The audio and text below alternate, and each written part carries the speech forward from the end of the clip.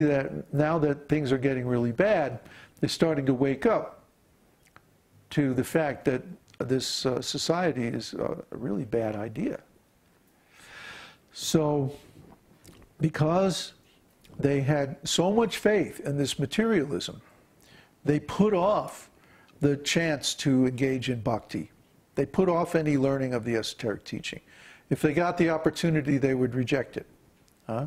But now we're getting to the point where people are becoming so desperate that they'll accept any solution, no matter how far out it is, no matter how radical. They'll at least consider it. And this is, I think this is an improvement. The problem is, we don't have enough leaders trained up.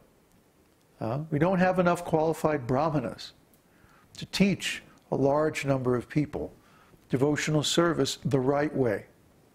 And we already had a very painful experience of ISKCON where there weren't enough highly trained people to teach devotional service the right way, but there were some people who were very active teaching it the wrong way, and the result was a very, very painful experience for everyone. There's so much politics and so much suffering, and so many bad decisions and so on. So we don't want to go down that road. We would rather have a small group of high quality, very well trained, very advanced students, and they go on to the next generation and start a school.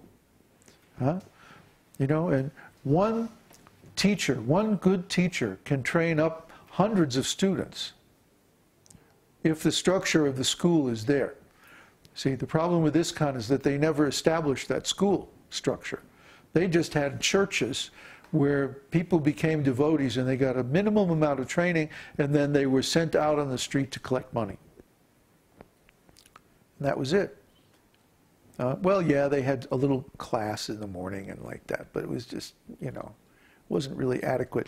Like I was saying the other day, this science of devotional service is a huge, huge subject. And to learn it adequately takes a long time, even if you're fully committed to it and you don't have anything else going on in your life. So what to speak of during a general collapse of the whole society, and most people already have some kind of relationship with family, and you know, maybe even they have kids and stuff like that, and they are going to have their hands full just surviving. So of course that's very nice.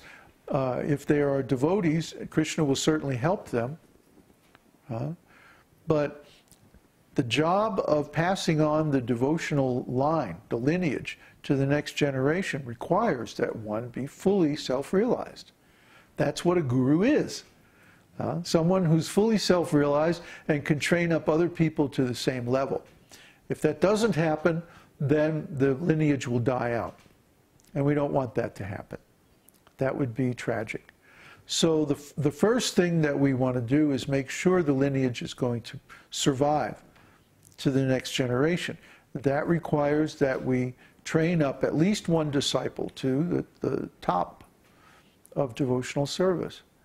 Then we can worry about a mass movement and expanding it further. I mean, if I had had the school, you know, the University of Higher Knowledge and that whole concept all figured out 25 years ago and been fully self-realized then, just imagine what we could have accomplished in that time.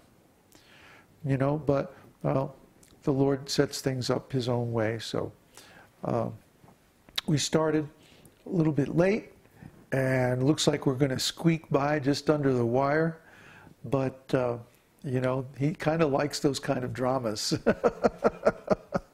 We know about Kṛṣṇa.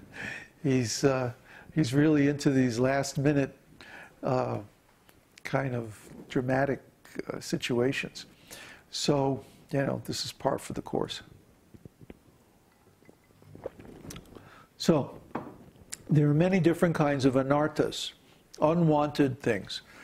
And we should be very cautious about engaging in them, indulging in them, what to speak of cultivating them, or thinking them to be desirable. they're weeds in the garden of our devotional service. And so we should be very cautious to pluck them out, or what to speak of desiring them or cultivating them. We should take them out as soon as possible, as soon as they sprout. And that way the plant of devotional service can continue to grow from the watering of our chanting. And that's the meaning of anartha nivritti.